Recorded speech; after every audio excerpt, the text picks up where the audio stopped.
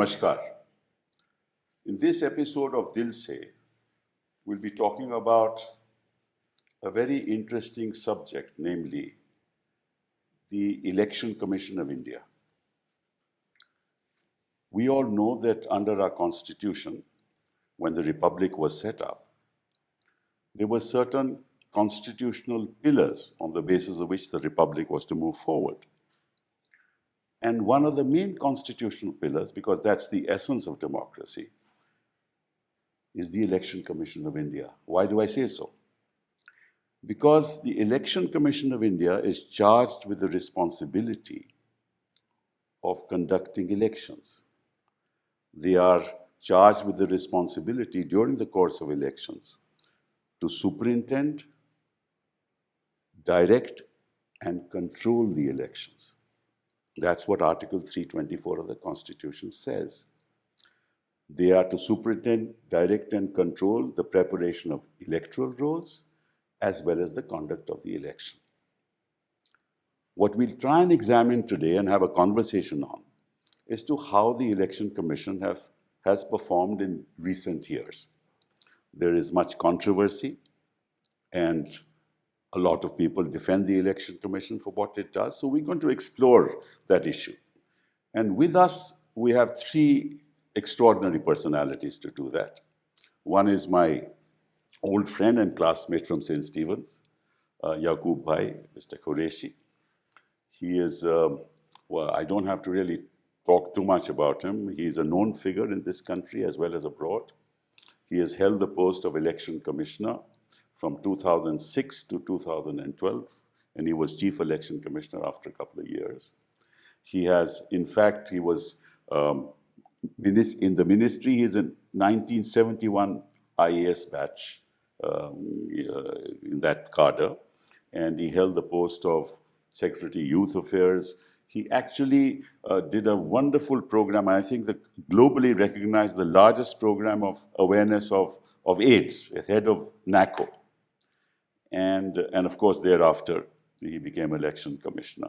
So thank you very much, Qureshi Saab, for being here. Incidentally, he was nominated as one of the 100 most powerful people in India, I think, between 2011 and 12, if I remember correctly.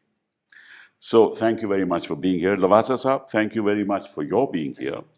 Now, we know that you're a multifaceted personality. Why do I say that? You've done a master's in English literature. Then you were an MPhil from Madras. Then you went to Australia and you got an MBA degree. You, of course, again, IAS cadre, 1980, served in the government of India as secretary, both in environment and forest, as well as in finance, then became election commissioner, served between 2018 and 2020. And then in 2019, something happens, which we won't discuss in the course of this conversation. He resigned. And then, of course, you went to the ADB, and you were there till 2023. Yes. Am I right? Thank you. Then, thank you very much for being here. General Anil Verma, Major General Anil Verma, thank you for being here. Interesting that you were in BCom honors. I thought you would have gone in commerce, but you became a general. But you had an MSc in Defense Studies, MA in Political Science. In 1975, you joined the Indian Army, served there for 37 years. And you are now the head of the ADR since December 2013. And you try and sort of talk about the protection of democratic rights in this country, which is very important in the phase in which we are living today. So let me start off, Qureshi Saab, with your comments on what do you mean by superintendence, direction, and control under Article 324 of the Constitution? The courts have repeatedly said that this means everything about elections is the responsibility and the right of the Election Commission of India. Everything means everything. And in fact, there is one judgment which says that if a situation arises about which there is no law, no precedent, he will not pray to God for guidance. He has all the power inherent in Article 324, and he will use it independently. So that's a reservoir of power which is available to the Election Commission, which it has used occasionally, quite frequently actually. It is like our nuclear power. Okay. But we can't use it on a daily basis, but when we have to, we will. We do. Now that's very important. In other words, you control the affairs of a state in the sense while the election process is on, right? That's right. And I think I'll add to what Dr. Qureshi has said, that election commission is like an umpire who has yellow and red cards in his pocket. But he is not expected to be confined only to using that, because if the situation so warrants, it can invoke its extraordinary powers and intervene if it feels that the elections are not free and fair. So I think that is the additional responsibility on the Election Commission, which gives rise to heightened expectations on the part of the people, that here is a person who will not only supervise, but if the situation so demands, then it can take some measures which could be unprecedented. That's very interesting. When you talked about free and fair elections, that's a phrase which is not used in 324, but the Supreme Court has said that free and fair elections are the basic structure of the Constitution, right? Without the election being free and without the election being fair, you will have no democracy. So what do you mean by freedom and what do you mean by fairness, General? See, one is that the voter should have absolute freedom to vote to whoever he wishes to, as per the laid down thing. There should be no repression or no, you hear so many cases that people are not allowed to go and vote only. Yes. Those type of things also happen. The other thing is, as far as the electoral rolls goes, that's a very important thing. If there is some misappropriation in the electoral rolls, the elections are lost even before they are held. Right. And we have seen cases like in Mumbai and other places it happened, lakhs of names disappearing just before the voting day. And what can the people do? They can just wring their hands and they say, sorry. They bring their Aadhaar card and people say, well, your name is not there. You can't vote. It doesn't really matter whether your Aadhaar card is there or not. This is what happens. So that is the second part. Now, coming to the part of the actual voting and counting of votes. The voter and the common man and the political parties, everybody has to be sure that the counting is above board, that the results which are announced are final. Why I'm saying this is because in 2019, after the elections, when ADR filed a PIL about the discrepancies which were found in the number of votes which were polled and the votes which were counted, the Election Commission said these are not final results. So then we raised the question, then why are you announcing them? Correct. They said that we wait for a few days for the final results. So what is the big hurry? So that is the other part, that once the voting has taken place.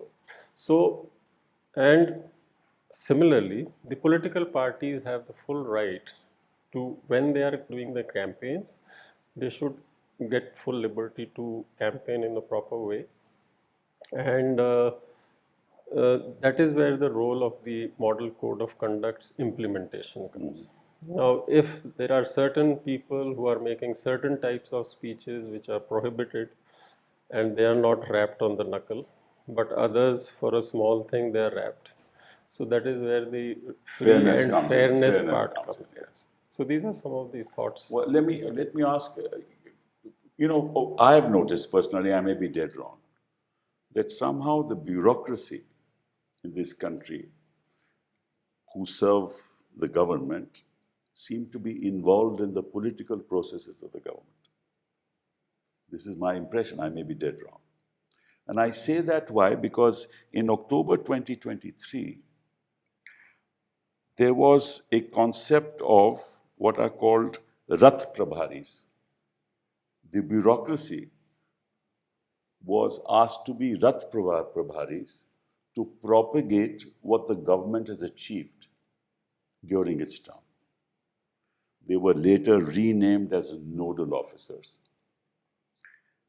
And the army, and I'm talking about again in November to 20th November 23 to January 25, 24, the army, members of the army were made soldier ambassadors, again to propagate what the government has achieved. Now, in the context of the Election Commission, do you think that that's fair and reasonable? And should the bureaucracy at all be involved in political processes? Well, it is true that some bureaucrats get involved in politics in the normal time, but the challenge for the Election Commission is to identify such people, and we have them on our radar all the time. When we are preparing for the election, we identify these people, we remove them, and we have a policy of transferring them. Anybody who has been on a post for the 3 years has to go, whatever be his or her quality. I'm sorry to interrupt you. I'm talking about the decision of the government to have bureaucrats as prabharis. No, I'm coming to that. And I started with that. In the normal time, the bureaucrats getting politicized is fairly possible and maybe even common. But when it comes to the election, we isolate them. For instance, there was a case when we transferred the Chief Secretary and Home Secretary and DGP of state of UP at the same time. Why? Interestingly, the complaint was against the Chief Secretary that he attended a political meeting. And he said, I have never seen as good a Chief Minister. So we called him. He said, if you are so much in love with the Chief Minister, go and press his legs. We'll have our own, we'll have our new Chief Secretary. So the fact that we are conscious of it and we isolate such people, that's our normal routine. Right. But I think one needs to look at this from a historic perspective. And I think the perception that has developed in this country is that because, let's say, the civil services was a continuation from pre-independence times. So a lot of political parties in the country started associating the bureaucracy with the ruling party. Right. And because of the fact that you had one regime running for so many decades, I think the association became entrenched. Right. So part of the issue is the perception created by political parties that bureaucracy willy-nilly is hand in glove, not hand in hand with the government. And I think that perception needs to break because not only by the political parties, but it has to break by the conduct of the civil services also. So it is very much up to the civil services to assert their neutrality. That's a tall order. That's not going to happen, Lavasa sir. That's not going to happen. If the policy of the government is to appoint bureaucrats as Rath Prabharis and army people as soldier ambassadors, the Election Commission, in my understanding, under the Constitution, should have immediately interfered and told the government you can't do that. But they chose not to do so. In a normal situation, I don't think Election Commission has any role to play. And it is also a fact that government servants, whatever be the capacity in which they work, they do propagate government schemes. Right? But the extent to which you go, I think that is where the controversy arises. So I would feel that as far as this discussion is concerned, we have to observe the conduct of civil services during the process of conducting I understand election. that. Yeah, but I understand that during the process you are in charge of superintendence, direction and control, but the Election Commission is also a constitutional body. Kapil, if I may add, answering your question, that these Prabharis you are talking about, they're always on Election Commission's radar, even when we are not officially in the picture. Exactly. Yes, and I'm very sure, I'll be unhappy to be proved wrong, that all these Prabharis would not have been given election duty. Yes. And since your program will be heard, some people can confirm or deny this feeling that I have. Yeah, no, but the point is that election commission should advise, because you are politicizing politicizing the bureaucracy, and election commission also, Yeah. in the ultimate analysis, is a body which can advise the government that this should not happen. I don't know if it is a counselor in all times to the political. Not all parties. times, but it can at least. But that's what I think Mr. Qureshi is pointing out, that as far as that interferes in the process of a free and fair conduct of elections, Right. I think Election Commission does keep a watch, and they're expected to keep a watch. What are your views on that? My feeling is that firstly, this direction by the government was given much before the elections. Yes, that's true. Started in November, December. Correct. And this is a direction given to the government servant, which he cannot ignore. Yes. But of course, as far as the defense forces go, the ex-servicemen and the retired officers, they raised a big hue and cry about this, after which I think the government backtracked. But as far as the bureaucrats go, I think it was implemented. Yes, it was. So the issue is that there are so many other ways to broadcast your achievements. Correct. Correct. The media is there. I mean, before the elections, we've seen full page advertisements every day, and every 10 minutes on the radio there is a jingle about true. various things, which we all know. And then, of course, there is a social media and various other ways to do it. So why ask the government servants to do this? Correct. And I this is just personally before feel- the election. I mean, November, December The 23. intention is very clear. Yes. It is that we want to, give our achievements in front of the common people. That's fine. But then, why employ government servants? Use your politicians. Use your karyakartas. That's the whole political parties are meant to do that. Yeah. Anyway, let's move on to something far more serious than that. This was before the election. Now, in the midst of election, you have the weaponization of the enforcement directorate and the tax authorities.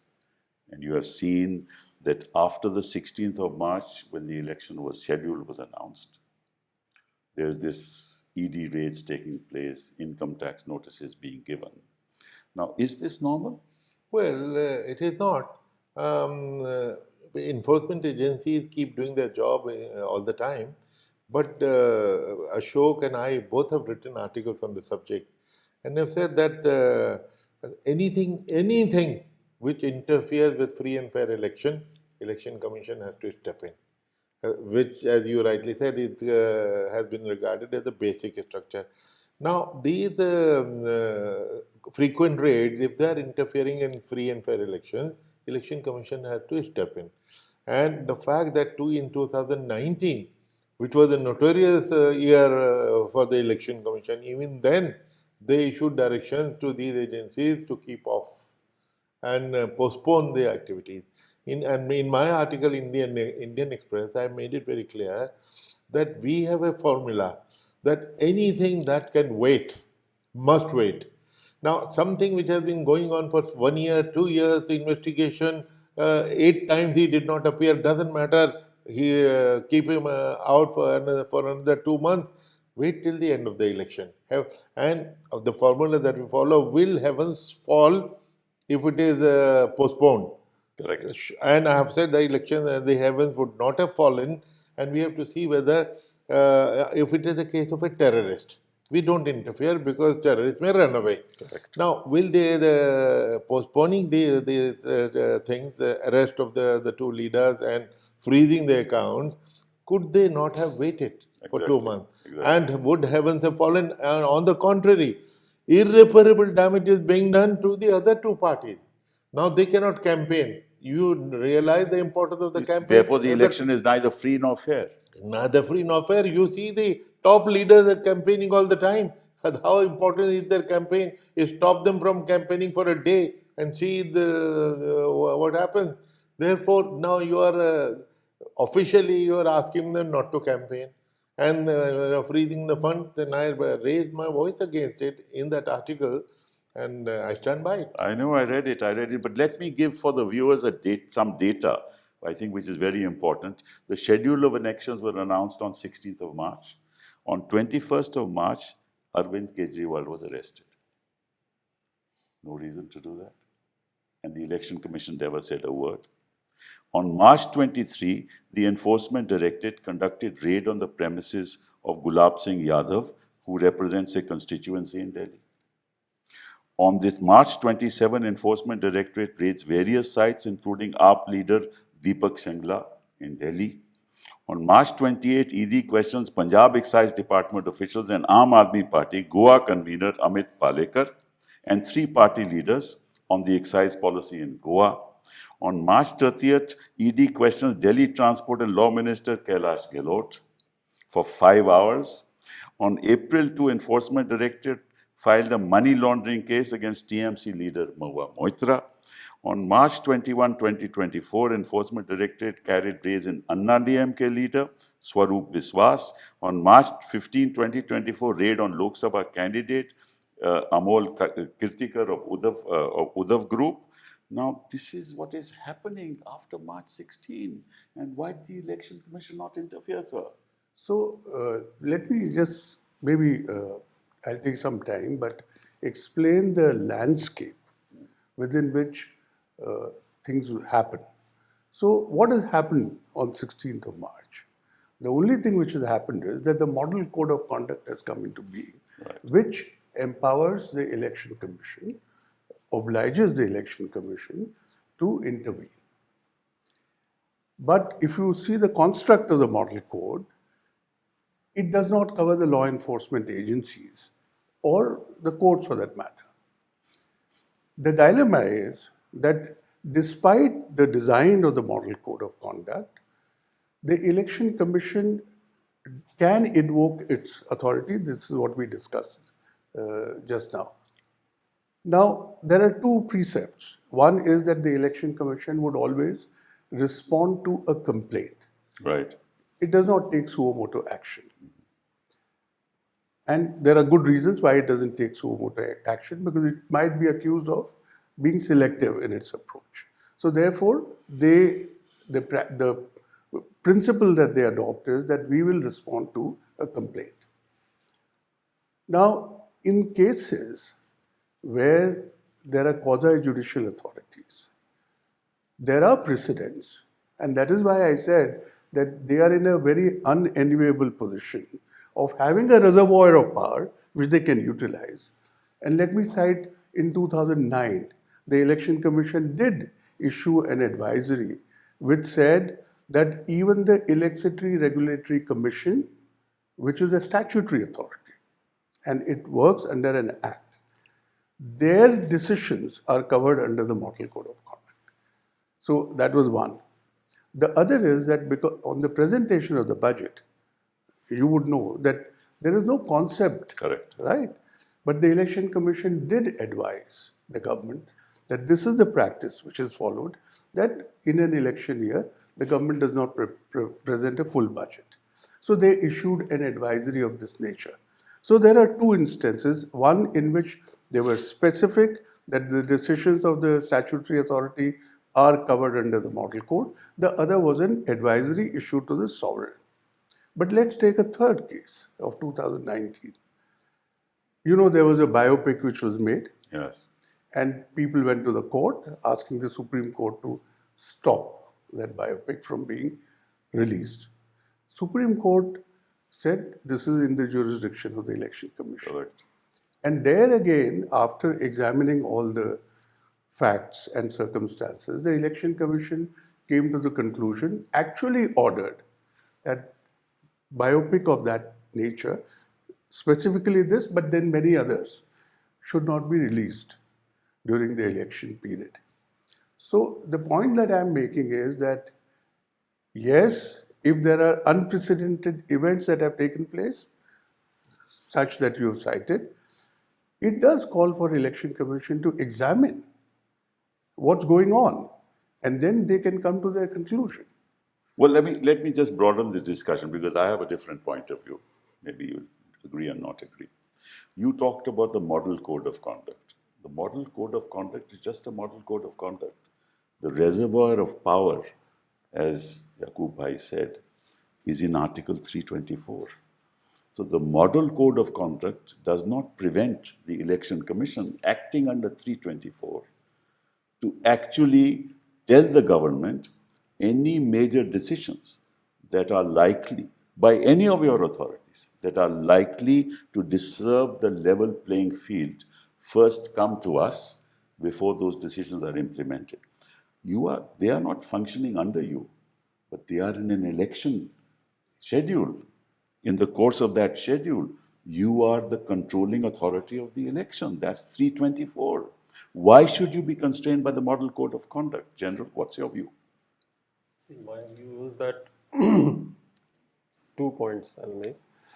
One is that I do hold no brief for a particular party.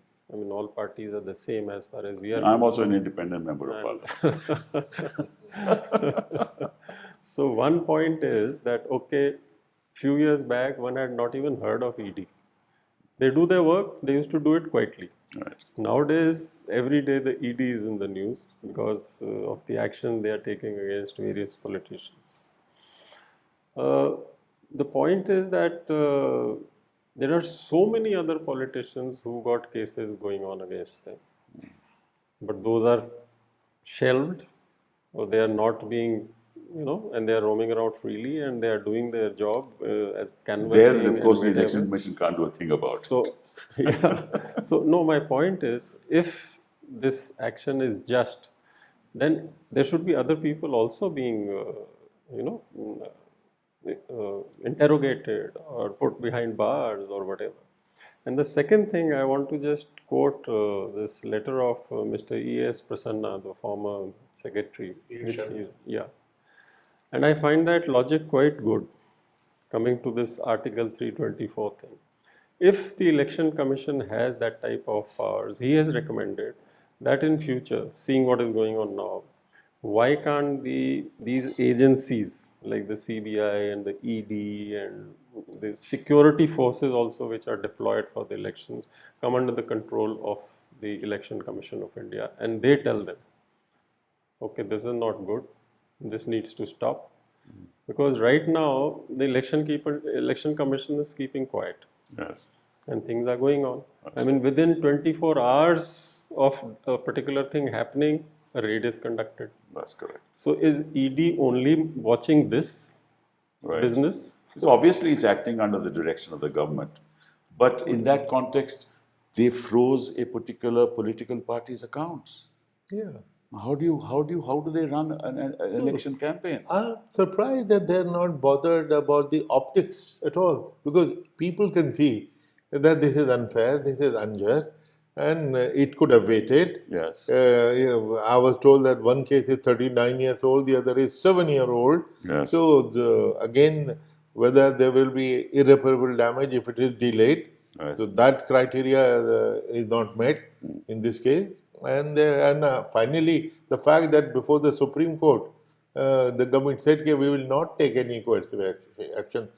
That was sensible. But that should have extended automatically to other cases also. No, but the question is in the context of the point I raised, what about the Election Commission? Why should the Election Commission not take so much action? Yeah, let me also mention, you asked that question.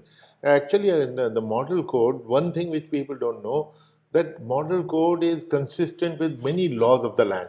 Right. And while we take our action under the model code, which is summary that we want your answer by tomorrow 5 o'clock, and they're so scared, by 4 o'clock the answer comes.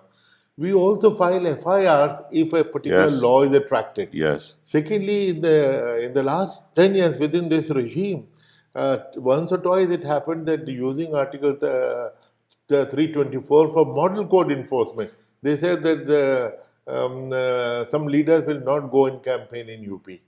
That was a very bold decision, and it is not mentioned in the Model Code of Conduct. Correct. They use 324, yes. So they can use 324 to make the Model Code stronger. Let me just, in that context, I just wanted to supplement what he's saying.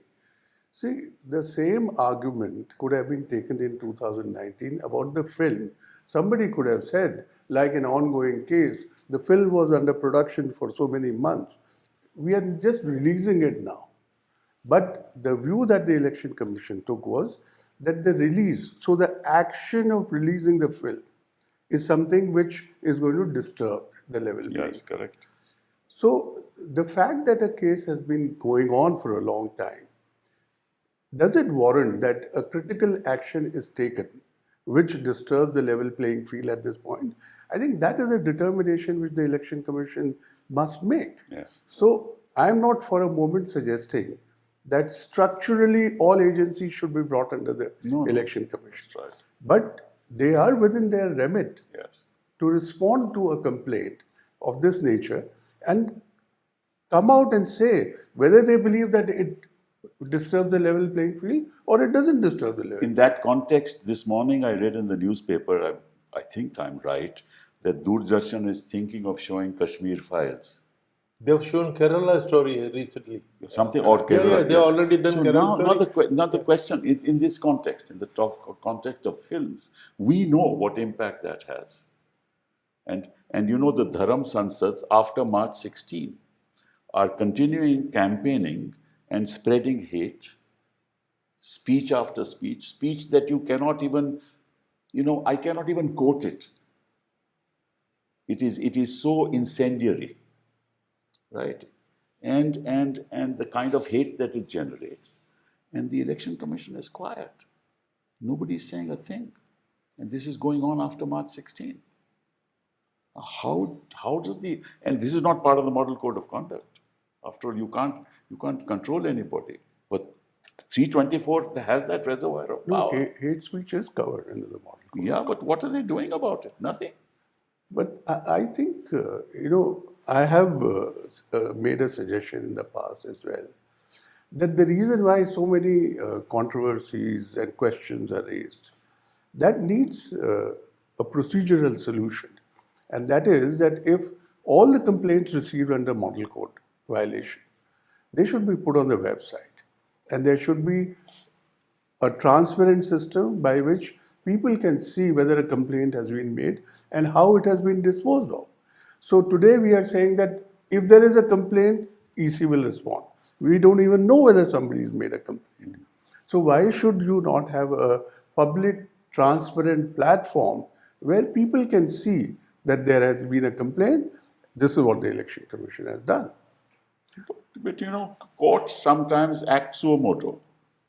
I've seen courts acting suo motu in many cases. Why can't the Election Commission act suo motu when it sees something like this happening in front of its eyes? I don't think if the issue is of being partisan. If the Election Commission acts suo motu, in an extreme case, the people of this country will applaud the Election Commission. I personally feel that nothing stops the Election Commission from taking suo motu action. Right. But as he said, that otherwise they'll be flooded or will be accused of being partisan. And secondly, don't forget, opposition is always alert and they send a complaint within half an hour. That is also so true. I'm sure these complaints must have reached there. Right. And then if nothing is done about it. Let me switch on to another topic now, which is that the process of election or the election itself starts on the 19th of April, commences and ends on the 2nd of June. One election in this country on... Now, has it ever been in the history of this country that election phases have been strung on for this long? Yeah, this looks like the longest because 7-phase election has been the norm for the last 10, 15 years for a good reason, which was valid till recently. But I have been writing about it for the last a couple of years, not immediately provoked by what is happening now. That time has come for us to reconsider it. We were doing phased election only for safety of the voters and the staff. Correct. And which is why, and the paramilitary force which we ask for is limited. So we have to rotate them from one phase to the other to the third. And in any case, our effort even there was to keep the duration the lowest. We used to discuss how long will it take for them to pack up, move to the other station, unpack and take over. Our effort was to do it in 4 days, maximum 5 days. This time we find the minimum is 7 days and maximum is 12 days.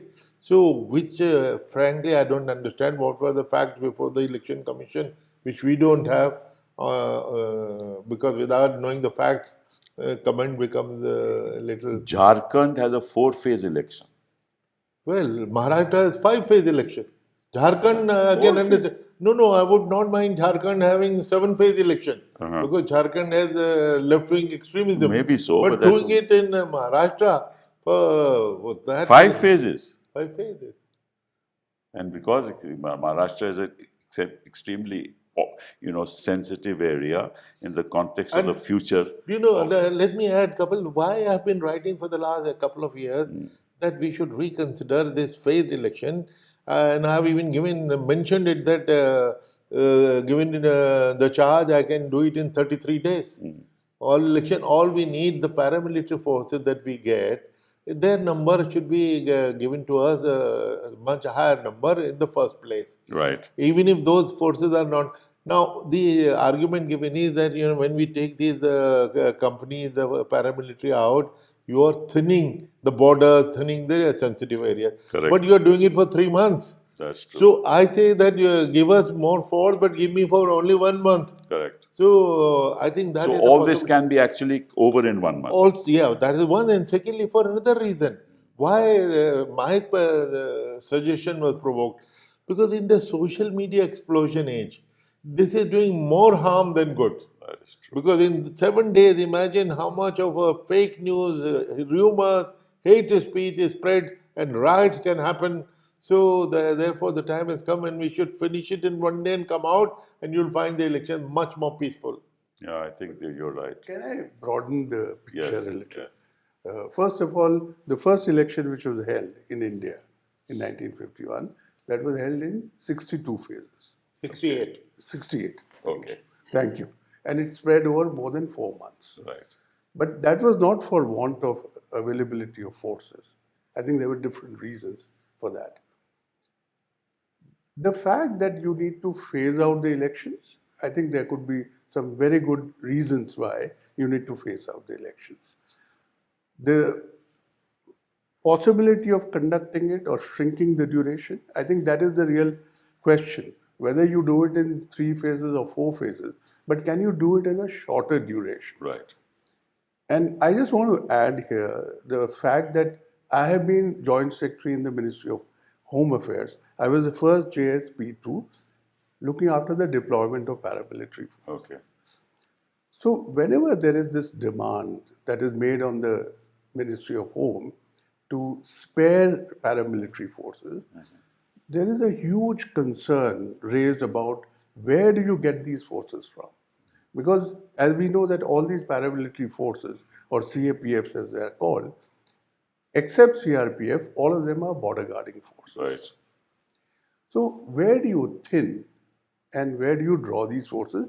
I think that's a real issue, especially because the demand on paramilitary forces is increasing election after election. Correct. And Dr. Qureshi has several times said that chief ministers have demanded the deployment of paramilitary forces. Right. So I think that is a real resource consideration. I don't know whether it's a constraint, but it's a consideration. Right. But in this age of technology and in this age of modern systems of management and movement, I think it's a serious issue that Election Commission needs to consider whether they can do it quickly. I mean, why do you need to do it over 3 months? Right. Well, that of course, that's a very big issue. But remember in the assembly election in West Bengal in 2021, it was done in 8 phases. Yeah. Why in 8 phases? No, there is a reason, because the assembly elections of West Bengal and Tamil Nadu happened at the same time always. And the ground reality is being different. West Bengal is done in 7 or 8 phases. Tamil Nadu is done in 1 phase, because the problems are different. There in Tamil Nadu, we have the money power, very serious. In West Bengal, they don't have that kind of money.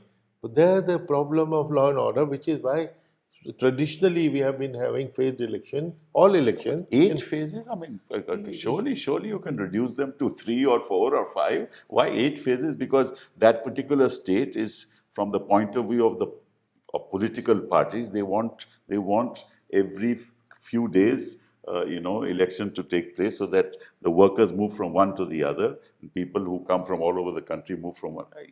I think it has some political implications, which we are not realizing. But time has come to reconsider that, as I've been saying, particularly because of the evil which social media can spread. Correct, absolutely. In fact, during a state election, I think the possibility of curtailing it Yes. is far more, Far more. because you can saturate the place with forces, Absolutely. the requisite number. Right. And in October 2019, Maharashtra elections were held in one day.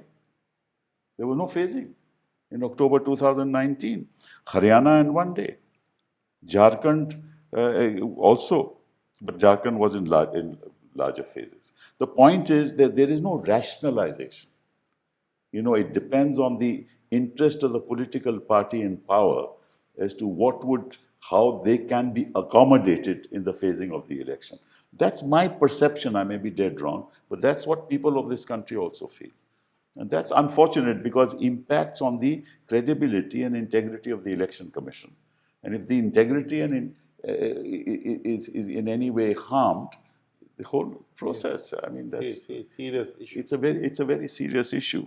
Now, let me move on to now another issue. Something that you mentioned, General.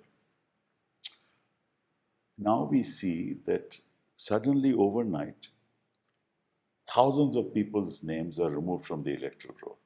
Thousands. Right? People who are residing there for years, people who've got Aadhaar cards, and suddenly their names are deleted. They go to the polling station. It's happened in my own constituency when I was fighting from Chandni Chowk. And they say, we can't vote. Now, how does this work? I mean, how are the names deleted?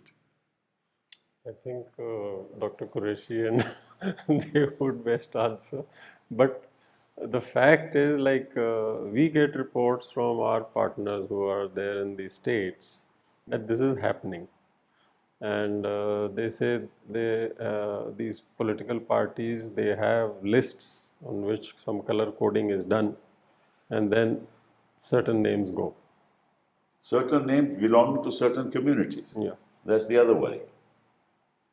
You know better, Qureshi. Well, we have been hearing about that. In fact, what surprises me, that the opposition parties who have been crying horse over EVM, which I have been defending. But I'm going to raise that issue later. No, yeah, you do.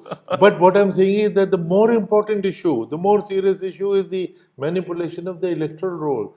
Because election can be won and lost before the election through manipulation of the electoral roll. In Telangana in 2019, 20 lakh voters' names were deleted. And by the way, let me tell you, in defense of Election Commission is spent lakhs of rupees for 6 months, 1 year, advertising, please check your roll, please check your roll, please check your roll. And these days on WhatsApp group, some foolish thing is going on, that if you show Aadhaar, you will be able to vote, which is absolutely stupid. It is deliberately designed to mislead you and give you a sense of comfort. No. So listen to Election Commission's appeal, check your roll so that corrective action can be taken. You must understand, these are people who are poor, they have no knowledge, they are not aware of these things, they have no access. Why can't you say that as of January, when you publish the electoral roll and the election is before June, that is the final roll? That's a good point, But the point I was making was, people may be poor and illiterate. What are the opposition parties, the political parties doing? Let them appoint observers, volunteers to go door to door and see whether somebody's name has been struck off illegally. But why can't the Election Commission say that on January 2 the roll is finalized? That's a new idea, a good suggestion. Why not? Freeze it there so that the scope of deletion doesn't happen. Taken away. I don't know if it's a practical idea, because, for example, now that you're having elections in April onwards, and if somebody has come to Delhi to work in February, you can add names, but you don't delete names. That's the point I'm making. You're only talking of deletion. Yes, I'm talking about deletion. I'm not talking of addition. Okay. Because as you rightly said, somebody comes, he's an elector here, he should be allowed to vote. What about people who are dead? People are dead will be frozen. In any case, what these people do? They find out the streets where people are dead, then they go and vote on their behalf. And they Although could- that should not be possible now because the electoral roll has your picture. It has your And there are polling See, party. this happens after 5 o'clock. Fair. No, no. But then, but the polling party agents are present. What is They are their not. job? They are not. That's If the they other are problem. bought over by the opposition, how can we help? I agree. Every person is supposed to carry a voter No, ID that card. is That true. apart, you may carry or you may not because you can carry a 13 other. but it has a but the fact that on the electoral roll your picture is there. If somebody says, "Okay, I'm Kapil Sibal," No, that's true. so That's true. it's not possible. No, it is not possible as long as the system works. It's possible if the system doesn't work. I can tell you that. Yeah, but what this is the problem. This is the problem. party agents of the Yeah, opposition are bought over? How can you help? That's But a more serious issue with the electoral roll is the whole business of deduplication. yes. And I think there have been several efforts made for many years. Different softwares have been employed to identify. We are in a country where there are so many names that are so common. Same, yes. Father's name is common, etc., etc. So, Election Commission for many years has been trying how do we identify common voters. Yes. So, this entire exercise of deduplication takes place. Unfortunately, I think the citizens of our country, they don't think that it is their responsibility to get their name deleted if there is a duplicate entry. They think that the system will do it. If the system doesn't do it, we don't care. Whereas I think under the Act, it is their responsibility. But it should be, the Election Commission should take note of it and do it on its own. If you do it on its own, then there is a problem. In fact, the system does not even permit see. that if you have a death certificate issued, even that name cannot be automatically deleted by the Election Commission. I see. You have to go And issue have a it. notice and do a verification. Very few people will do that actually. So many provisions of different acts, they don't speak to each other. That's a very interesting point. Well, let me move on to again something else that we talked about, and that is that we find that in many instances, names of not just minorities are deleted, but also the administration ensures that where the minorities are entitled to vote, they are not allowed to vote. And I'll give you an example. And the example is Rampur Assembly constituency. And I'm talking of December 2022. Azam Khan was disqualified on account of his conviction. Voter turnout was 31%. 31%. And the BJP candidate won by 34,000 votes. And there are a total number of 3.9 lakh voters, of which 2.5 lakhs are Muslims. And yet, the total votes cast were 1,31,000. I was myself privy to images on the social media where policemen were deployed outside houses, not allowing electors to go out and vote. And the data that I have given you speaks for itself. What shocking, was very the Election very Commission shocking. doing? What was the I have Election no Commission comment to doing? make. It's very shocking. Oh, yeah, but this happened in Gosi also. And People there were were prevented complaints to made. cast their vote. And there were complaints made during the Yes. polling. Yes, there were complaints made during the polling. Election Commission didn't do a thing. So what credibility then has that? If this is what's happening in our country, what's the credibility? So you threaten people, and that's why this whole hate agenda actually makes communities fearful that they will be subjected to violence, and therefore they voluntarily sometimes may not go and vote. So this is the negative impact of these kind of agendas. But again, to speak for the Election Commission, I don't think that they are not cognizant of the complaints that are made. Yes. And they took this decision to implement what is known as the C-Vigil, Citizens Vigil, Yes. where anybody and everybody during the process of elections can actually upload a complaint on that app. And there is a system of monitoring there is a protocol of providing a response in a certain number of hours on that. So that is as far as the system is concerned. And I think if you go to the Election Commission's website, they do publicize this data. Well, I'm sure if the system works, everything would be fine, but the system is not working. That's the sad part of it. And this has happened not just in one situation, in several situations I've seen that happening. And Basically, you see, so these systems are in place, but they're not functional. that's what I was saying. They are not functional. There's so many queries which we sent.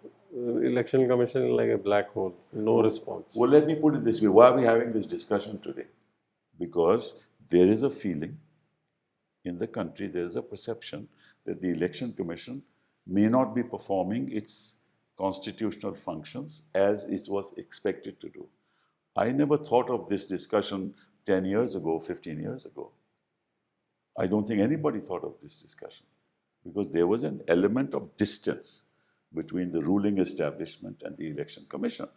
Now, you have a constitutional judgment of 5 judges of the Supreme Court saying that because under 324, the Commission has to perform a very, very sensitive function, right, to ensure free and fair elections, let the body which appoints commissioners consist of the Prime Minister, the Leader of the Opposition, and the Chief Justice of India.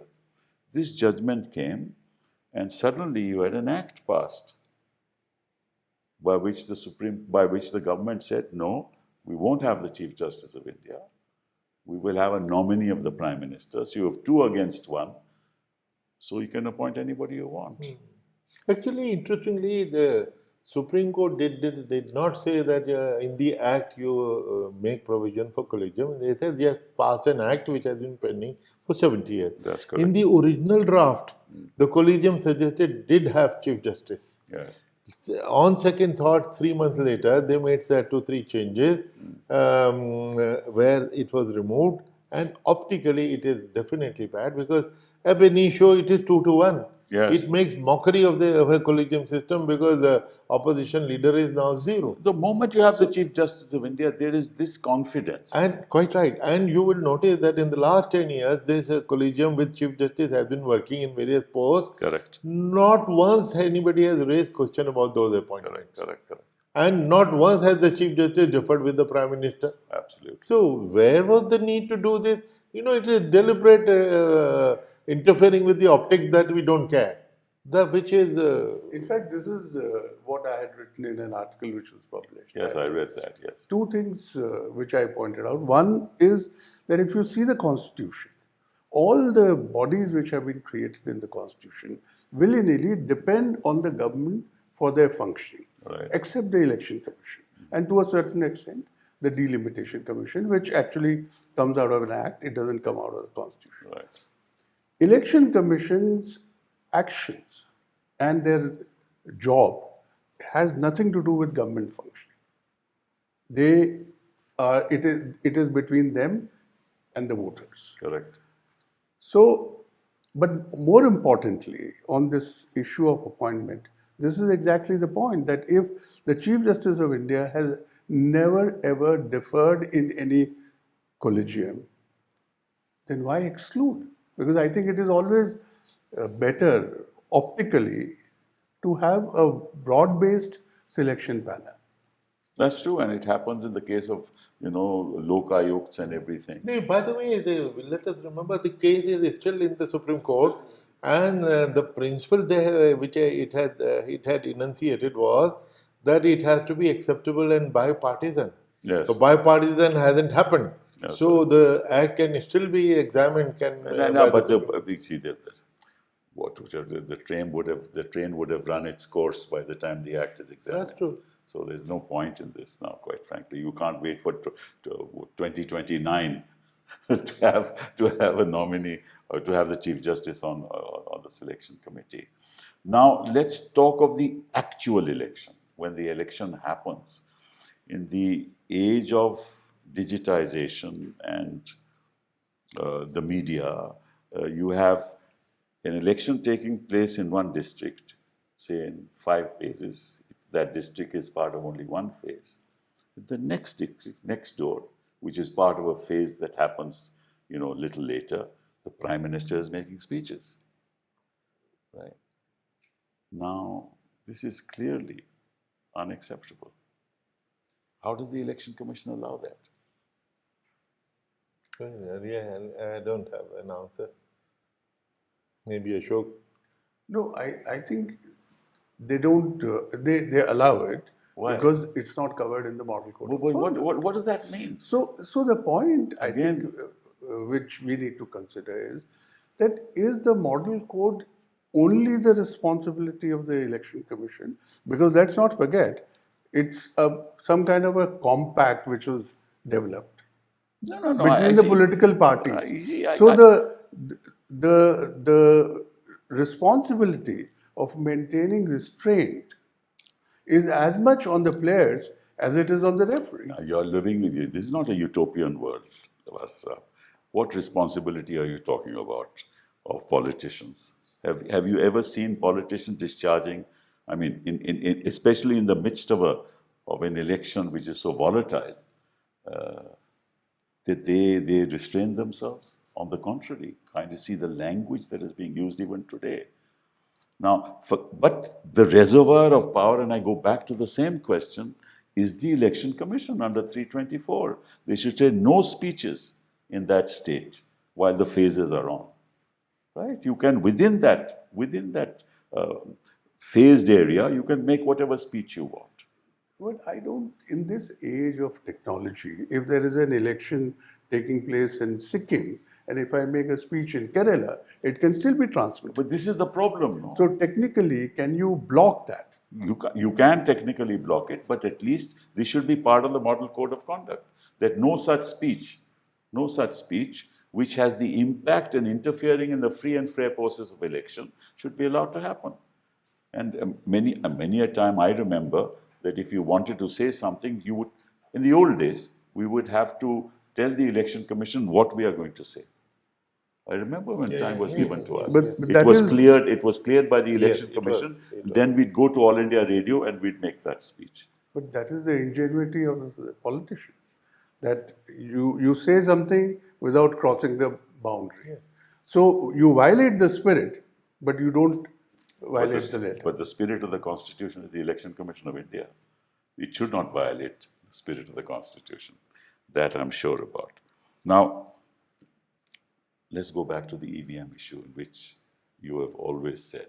I'll assume now that the EVMs cannot interfere. Let's assume that they work perfectly. I'll assume that. But I am an elector. I want to know that when I cast my vote, that vote went into that ballot box, right? And it was counted towards the candidate in whose favor I cast that vote. Now, that responsibility is with the EVM and recorded. That responsibility is with the EVM, right? I have a fundamental issue about that. But let's come to a solution on this. I'll assume that EVMs cannot be manipulated. But once in the history of this country, let all votes in the EVM be counted with all the votes in the, VVPAT. Once only. Yeah, quite right. Only once. Yeah, right? Kapil, Let it be counted, and then we make people of India are assured that in fact there is no manipulation. And once you do that, you don't have to do it again. What do you think of that solution? Yeah, no, it's a very important idea. In fact, in 2009, when EVM opposition to EVM was at its peak, and it was opposed by the BJP no less, and they wrote a book, Democracy in Danger. That is when I called an all-party meeting, and all of them said, led by Chandrababu Naidu, that the issue of transparency. They said, we are not saying the results have been manipulated or will be manipulated in the future. All we are saying, it lacks transparency. When you press a button, whether it is going to the right destination, we don't know. Then we said, okay, tell us the solution. They say, introduce the VVPAT. We introduce the VVPAT. Now, VVPAT shows you on a screen that this is the guy you opted for. So, and the lakhs of slips have been counted, and they have tallied.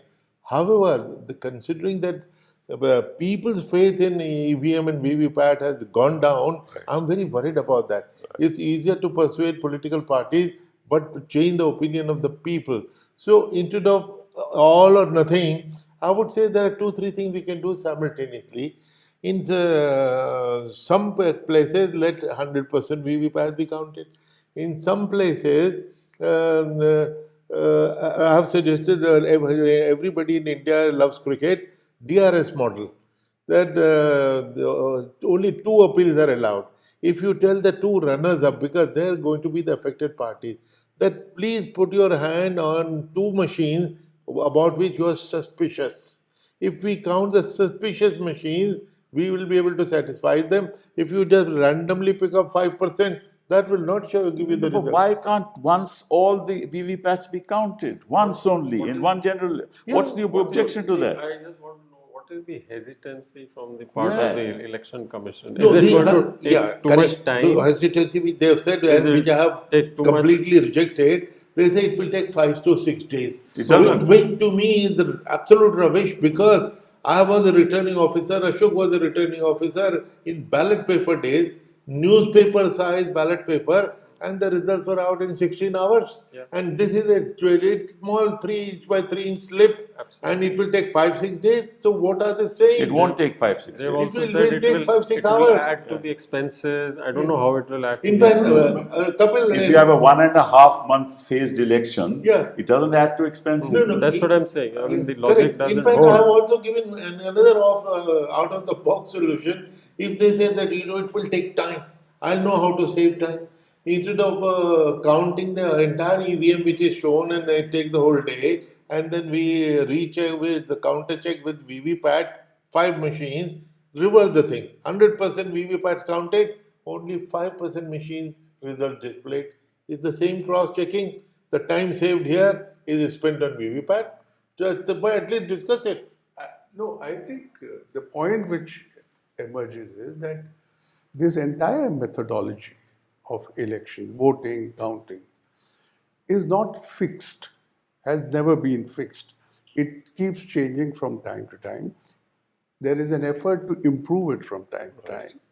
The introduction of EVM, the introduction of VVPAT, 1 random counting, 5 random counting, these are all changes which have taken place with time. So I don't see why there should not be openness in considering Yes. that, yes, let us evolve another methodology. Just do it once in one general election, and we'll be assured that there's nothing wrong with And the it's system. more so because it's been specified that in case of a dispute, the actual ballot will be the VVPAT slip. Yeah. It has Yeah, been but stated. you have to file a petition. No, I'm just saying. No, what he's saying is that there is a provision that if there is a conflict, the VVPAT slip count will prevail. Will prevail. So, which therefore- means that the therefore greater it is- authenticity. True, but then when all of them are counted together, no, that's only That's what I'm arises saying. then. And how that happens is you file a petition. No, that I agree. It's already there. But It is before the Supreme Court. Supreme it's not. Court, yeah, it So is. let Supreme Court decide that 100% count will be done. Yeah, Let's so see. that's, At least that's it all is. that we want. That's all that let's should see. I mean, happen. it's after two weeks, it's going to be heard. And Yeah. I also want to make one more point, that all the reforms that have taken place, not all of them have come from the brain of the Election Commission. They have come from outside. So I think all suggestions should be considered with an open mind. Oh, yes, absolutely. Without attributing any prejudice or any motive to anyone. I agree. Absolutely. I See, know but this. now the election commission has not even agreed to meet the parties. That's true. That is I true. mean, how can That also At is least- not acceptable. you should Meeting listen to them? parties, our door should be open 24/7. Yes. May I ask a simple question?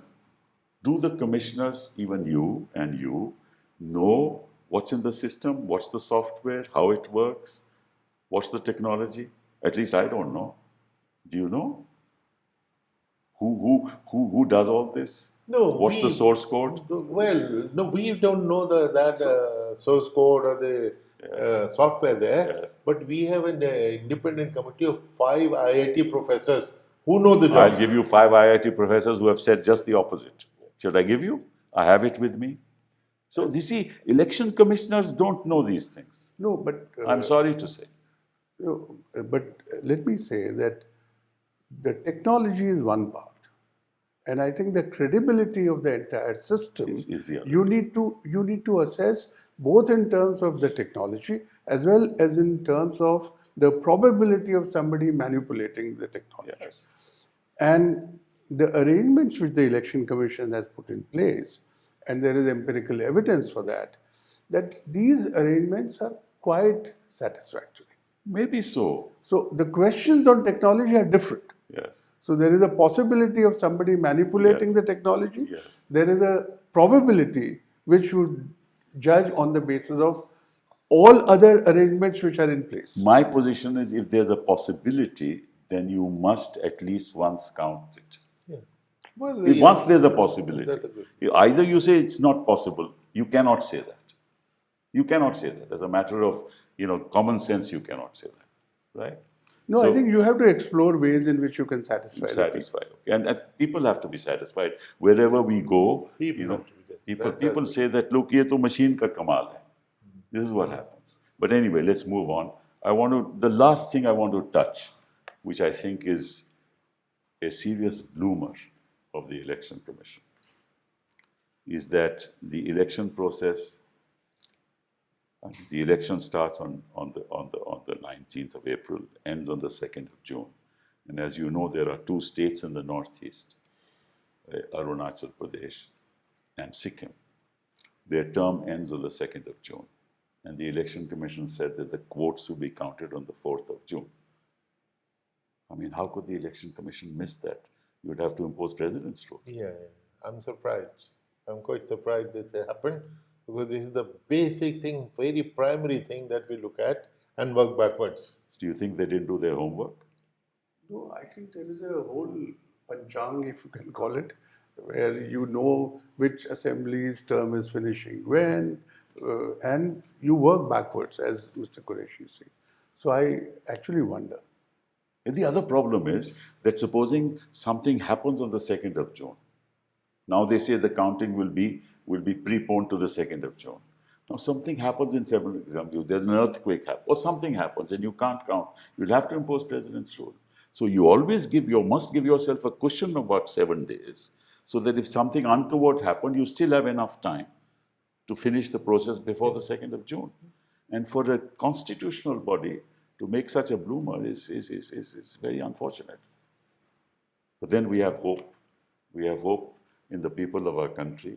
We have hope in people like you. We have hope in the wisdom of our electorate that all will be well in the end and the Republic will thrive in the years to come. Thank you very much. Thank you. Thank you.